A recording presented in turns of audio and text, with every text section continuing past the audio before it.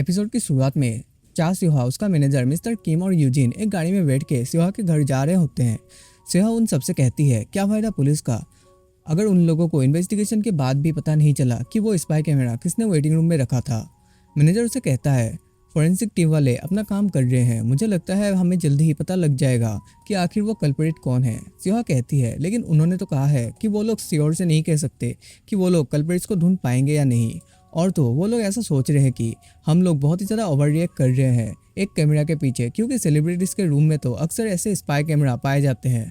Mister किम उसे कहता है, मिस चा, आपको इस बारे में परेशान होने की कोई ज़रूरत नहीं है, मेरी टीम इसे अपने हिसाब से इन्वेस्टिगेट कर लेगी और हमें रिजल्ट भी जल्दी पता लग जाएगा कि आखिर इस काम के पीछे किसका हाथ है। फिर वो लोग सिहा के घर के पास जाके रुकते हैं। सिहा अपने घर के अंदर चली जाती है, जबकि यूजिन भी वहीं पे उतर जाता है। मैनेजर यूजिन से कहता है, गाड़ी में आ जाओ, मैं तुम्हें पास वाले बस स्टेशन तक पहुंचा दूंगा। यूजिन उसे कहता है, नहीं, मैं खुद से चला जाऊंगा, आपको तकलीफ उठाने की कोई ज़रूरत नहीं है। फिर वो दोनों यूजिन को वहीं पे छोड़ के गाड़ी लेके चले जाते हैं। उनके चले जाने के बाद यूजिन वहीं पे अकेला रह जाता है और वो रुक के सिहा के घर की तरफ देखने लगता है। फिर वो भी आगे बढ़ जाता है। थोड़ी देर बाद सिहा के घर का गेट खुलता है और वहाँ से सिहा अपने आप को कवर करते हुए चोरी छुपके बाहर निकलती है। वो जैसे ही चलती हुई कहीं जा रही होती है, तभी यूजिन उसके पीछे आ जाता है, जिसके वजह से वो पहले तो काफ़ी डर जाती है, लेकिन जब वो यूजिन का चेहरा देखती है तो काफ़ी हैरान हो जाती है। सिहा यूजिन से कहती है, तुम अभी भी यहीं पे हो? यूजिन कहता है, हाँ, मैं यहीं पे हूँ, तुम्हारे घर के आसपास के एरिया को स्कैन कर रहा था। सिहा उसे कहती है, अब तुम घर जा सकते हो, मैं तो पास वाले कन्वीनियंस स्टोर पे जा रही हूँ, क्या मेरा वहाँ पे भी जाना अलाउड नहीं है? यूजिन उसे कहता है, तुम जो चाहे वो कर सकते हो, यहाँ कोई भी तुम्हें रोकने वाला नहीं है, इसीलिए तो मैं यहाँ तुम्हारे पास हूँ। सिहा भी उसकी बात सुन के हैरान हो जाती है और साथ ही मुस्कुराकर वो दोनों ही कन्वीनियंस स्टोर की तरफ चले जाते हैं। फिर वो कन्वीनियंस स्टोर पे बैठकर नूडल्स खा रही होती है, लेकिन यूजिन सिर्फ उसके पास वाले सीट पे बैठा हुआ होता है, जिसके वजह से वो यूजिन से कहती है, तुम सिर्फ बैठे क्यों हो, खाना शुरू करो। मैं तो ये सारे सामान लेकर घर पे जाने वाली थी और घर पे ही खाने वाली थी, लेकिन मैं यहाँ पे खा रही हूँ क्योंकि तुम मेरे साथ आए हो, इसीलिए अब तुम भी खाना स्टार्ट करो, नहीं तो मुझे अच्छा नहीं लगेगा। सिहा यूजिन से कहती है, जब भी मैं स्ट्रेस फील करती हूँ तो अपने आप को रिलैक्स करने के लिए मैं घर के आसपास के नेबर एरिया में घूमने निकल पड़ती हूँ। मुझे इस बिजनेस में घुसे हुए काफ़ी वक्त हो गया है, जिसके वजह से मैं फ्रीली कहीं पे भी नहीं जा सकती, जिसके वजह से मेरी कोई फ्रेंड भी नहीं है। फिर सिहा यूजिन से पूछती है, वैसे तुम नॉर्मली क्या करते हो, क्या तुम अपने दोस्तों के साथ घूमने जाते हो? यूजिन उसे कहता है, कभी कभी स्कूल छुट्टी होने के बाद मैं अपने दोस्तों के साथ गेम खेलने जाता हूँ।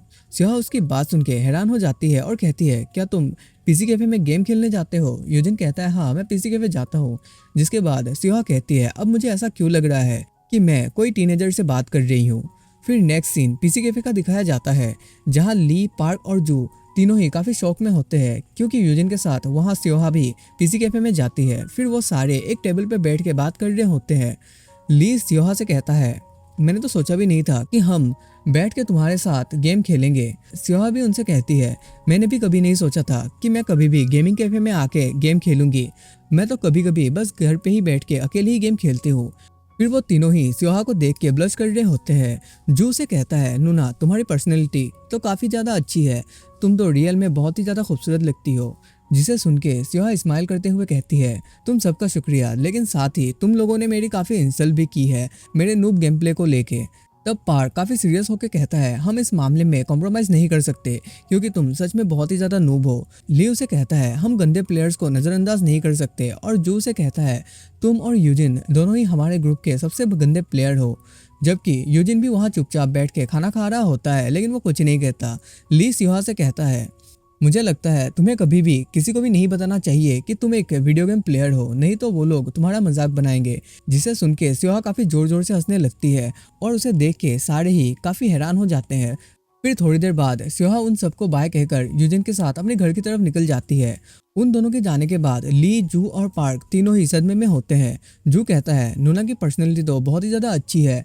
पार्क कहता है, मुझे तो यकीन नहीं हो रहा, मैंने तो बुरी गेम खेलने की वजह से सिहा को डांटा, कहीं मैं सपना तो नहीं देख रहा। जिसे सुन के ली उसे कहता है, क्या तुम भी सेम सपना देख रहे हो जो मैं भी देख रहा हूँ कि चा सिहा हमारे साथ गेम खेल के गई है? और यह कहकर वो तीनों ही हंसने लगते हैं। नेक्स्ट सीन में हमें सिहा और यूजिन को दिखाया जाता है। वो दोनों गाड़ी से घर की तरफ जा रहे होते हैं। तब सिहा गाड़ी चलाते हुए यूजिन से कहती है, मुझे तो यकीन नहीं हो रहा कि एसडब्ल्यू वालों ने मेरे लिए जो बॉडीगार्ड भेजा है वो असल में एक हाई स्कूलर है। लेकिन आज मुझे काफी मजा आया और ये सिर्फ तुम्हारी वजह से मुमकिन हो पाया है, इसीलिए तुम्हारा शुक्रिया। तुम्हारी ही वजह से मैं आज पहली बार पीसी कैफे में बैठ के गेम खेल पाई, नहीं तो हमेशा मैं अकेले ही घर पे गेम खेलती हूँ। यूजिन उसकी बात सुनकर कहता है, आजकल तो बहुत सारे गेम ऐसे हैं जो तुम घर से भी बैठ के अपने दोस्तों के साथ खेल सकती हो। जिसे सुन के सिवा कहती है, दोस्तों के साथ गेम खेलूं? लेकिन मैं सच कहूँ तो मेरी कोई फ्रेंड्स ही नहीं है, क्योंकि मैं अपने मिडिल स्कूल के टाइम से ही अपने काम के लिए ट्रेनिंग कर रही थी और मेरे डेब्यू के बाद तो मैं और भी ज़्यादा काम में बिजी हो गई, जिसके वजह से मुझे मौका ही नहीं मिला किसी से दोस्ती करने का। वैसे मैं कुछ लोगों के साथ कभी कभार बात तो कर लेती हूँ, लेकिन वो लोग ऐसा नहीं है जिन्हें मैं अपने दोस्त बता सकूँ। फिर स्योहा यूजिन से पूछती है, वैसे तुम्हारे जैसे एक हाई स्कूलर को क्या जरूरत पड़ गई बॉडीगार्ड बनने की? यूजिन उसे कहता है, मुझे अपनी छोटी बहन को बर्थडे पे एक गिफ्ट देना है, इसीलिए मैं ये पार्ट टाइम जॉब कर रहा हूँ। स्योहा उसकी बात सुन के बहुत ही ज़्यादा सरप्राइज हो जाती है और कहती है, तुम तो बहुत ही अच्छे बड़े भाई हो, तुम अपनी छोटी बहन के लिए ये काम कर रहे हो ताकि तुम उसे बर्थडे में एक अच्छा सा गिफ्ट दे पाओ। मैं तो तुमसे बहुत ही ज़्यादा जेलस फील कर रही हूँ क्योंकि मेरी कोई सिबलिंग्स नहीं है। फिर स्योहा यूजिन से कहती है, तुम कहाँ पे रहते हो मुझे बताओ, मैं तुम्हें घर तक छोड़ के आऊंगी। यूजिन कहता है, उसकी कोई ज़रूरत नहीं है मिस चा, हम पहले तुम्हारे घर चलते हैं और तुम जैसे ही अपने घर पे सही सलामत पहुंच जाओगी फिर मैं खुद से ही अपने घर चला जाऊंगा। जिसे सुन के स्योहा यूजिन से कहती है, तुम बार बार मुझे मिस चा क्यों बोल रही हो, तुम मुझे अब से नूना कहकर बुलाना। फिर सीन वहीं पे कट होता है और थोड़ी देर बाद वो दोनों स्योहा के घर पहुंच जाते हैं। वो गाड़ी से जैसे ही निकलते हैं तो उनके सामने एक बंदा वहीं पे खड़ा होता है। वो बंदा उन्हीं की तरफ देख रहा होता है, जिसके वजह से यूजिन स्योहा के आगे आके खड़ा हो जाता है। तब स्योहा यूजिन से कहती है, तुम्हें परेशान होने की कोई जरूरत नहीं है, मैं उसे जानती हूँ। वो बंदा स्योहा से आके कहता है, मिस चा स्योहा, आपसे मिलने के लिए डायरेक्टर गाड़ी में आपका इंतजार कर रहे हैं। जिसे सुन के स्योहा उस दूसरे गाड़ी की तरफ आगे बढ़ती है और यूजिन भी स्योहा के पीछे ही आगे बढ़ता है। लेकिन तभी वो दूसरा बंदा अपने हाथ को आगे बढ़ाते हुए यूजिन को वहीं पे रोक लेता है और उससे कहता है, तुम इनके साथ नहीं जा सकते, तुम्हें कुछ टाइम यहीं पे रुकना होगा। जिसके बाद यूजिन उस बंदे को घूर घूर के देखने लगता है। तब स्योहा यूजिन से कहती है, यहाँ सब ठीक है, तुम अब घर जा सकते हो, मुझे इनके साथ कुछ बिजनेस रिलेटेड बात करनी है, तो तुम्हें यहाँ रुकने की कोई जरूरत नहीं है। यूजिन उसे कहता है, नहीं मैं यहीं पे तुम्हारा इंतजार करूंगा। जिसे सुन के स्योहा काफी हैरान होते हुए यूजिन की तरफ देखती है तो यूजिन भी उसे ही देख रहा होता है। फिर वो मुस्कुराते हुए कहती है, मैंने तुमसे कहा ना यहाँ सब ठीक है, अब तुम घर जाओ और थोड़ा रेस्ट करो। और यह कहकर वो गाड़ी की तरफ जाने लगती है। वो जाते हुए मन में कहती है, मैं नहीं चाहती कि ये लड़का मेरे इस मुसीबत का हिस्सा बने। फिर स्योहा जाके उस गाड़ी के अंदर बैठ जाती है। गाड़ी के अंदर वाला लड़का स्योहा से कहता है, तुम मेरे कॉल का जवाब क्यों नहीं दे रहे थे?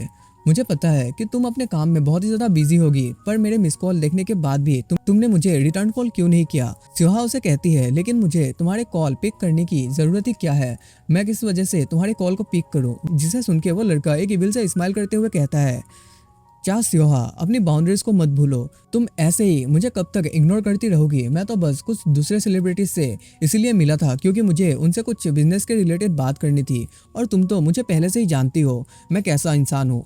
जिसे सुन के स्योहा उसे कहती है, मुझे इन सारी बातों से कुछ भी फर्क नहीं पड़ता, चाहे तुम जिस किसी लड़की से जाके मिलो, हम दोनों ने काफी टाइम पहले ही ब्रेकअप कर लिया है, तो मेरा तुम्हारे ऊपर कोई भी इंटरेस्ट नहीं है।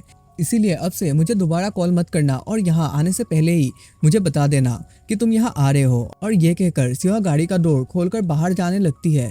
तब वो लड़का स्योहा का जल्दी से हाथ पकड़ लेता है और काफी गुस्से से कहता है, तुम्हें किसने कहा कि तुम गाड़ी से बाहर जा सकती हो? लगता है तुम अपनी जगह भूल गई हो। क्या तुमने अपनी सारी कॉमन सेंस खो दिए है? तुम्हें क्या लगता है मैं तुम्हारी जैसी एक मामूली सेलिब्रिटीज को इस इंडस्ट्री से गायब नहीं कर सकता? क्या तुम खुद से चाहती हो मैं तुम्हें और तुम्हारे पेरेंट्स को रास्ते पे ले आऊं? अगर तुम्हें अपने सिचुएशन के बारे में समझ में आ गया है तो क्यों ना अब तुम शांति से मेरी बात सुनो जब तक मेरी बात पूरी तरह से खत्म नहीं हो जाती। उसी टाइम यूजिन गाड़ी का शीशा तोड़ देता है और वो विंडो से उस बंदे को खींचकर बाहर निकलता है और उसे जमीन पे पटक देता है। स्योहा भी उसे देख के काफी डर जाती है। फिर यूजिन स्योहा से कहता है, अब तुम गाड़ी के बाहर आ सकते हो। फिर स्योहा भी गाड़ी के बाहर आ जाती है। यूजिन उसे पूछता है, क्या तुम ठीक हो? स्योहा उसे कहती है, हाँ मैं ठीक हूँ। तभी वो लड़का उठकर खड़ा हो जाता है और गुस्से से चिल्लाते हुए यूजिन से कहता है, तुम आखिर हो कौन? तुम्हारी हिम्मत कैसे हुई मेरे ऊपर अटैक करने की? यूजिन उसे कहता है, मैं मिस चा स्योहा का बॉडीगार्ड हूँ। वो बॉडीगार्ड वाली बात सुन के काफी हैरान हो जाता है क्योंकि शायद उसे सिर्फ मिस्टर किम के बारे में ही पता था, लेकिन यहाँ यूजिन खड़ा था। फिर वो बंदा अपने मैनेजर की तरफ देखता है तो मैनेजर किम भी जमीन पे गिरा हुआ होता है। मैनेजर उससे कहता है, सर मुझे माफ करना, मैं उसे रोक नहीं पाया। फिर वो लड़का गुस्से के साथ स्योहा से कहता है, चा स्योहा, अभी तो मैं जा रहा हूँ, पर मैं तुम्हें बाद में देख लूंगा। और ये कहकर वो अपने मैनेजर के साथ गाड़ी पे बैठ के चला जाता है। स्योहा उनके जाने के बाद यूजिन से कहती है, तुम्हें थोड़ा सा भी अंदाजा है कि तुमने यहाँ क्या किया है? यूजिन उसे कहता है, मैं तो बस अपना ड्यूटी कर रहा था, मेरा काम है तुम्हें प्रोटेक्ट करना और मैंने तुम्हें प्रोटेक्ट किया। स्योहा उसे कहती है, तो ठीक है, अब तुम घर चले जाओ। यूजिन कहता है, मैं घर चला जाऊंगा, पहले तुम अपने घर के अंदर चले जाओ और जब मुझे लगेगा कि तुम सही सलामत अंदर चली गई तो मैं भी यहाँ से चला जाऊंगा। जिसे सुन के स्योहा यूजिन की तरफ देख के स्माइल करती है और कहती है, ठीक है, मैं अब जा रही हूँ, और हाँ, तुम्हारा शुक्रिया मेरी हेल्प करने के लिए। और ये वाला एपिसोड हम लोग यहीं पे एंड करते हैं। अगर ये वाला एपिसोड आप लोगों को थोड़ा सा भी अच्छा लगा हो तो जरूर से वीडियो को लाइक करके चैनल को सब्सक्राइब कर देना। मिलते हैं अगले एपिसोड में, तब तक के लिए bye bye, thank you so much.